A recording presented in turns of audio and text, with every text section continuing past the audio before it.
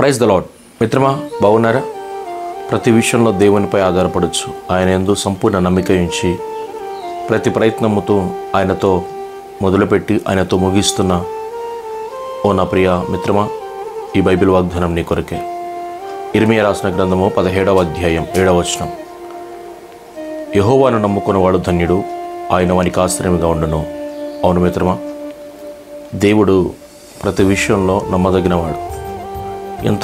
ఎంత నమ్మదగినవాడంటే ఆయన వంటి నమ్మదగినవాడు మరొకరు లేరు.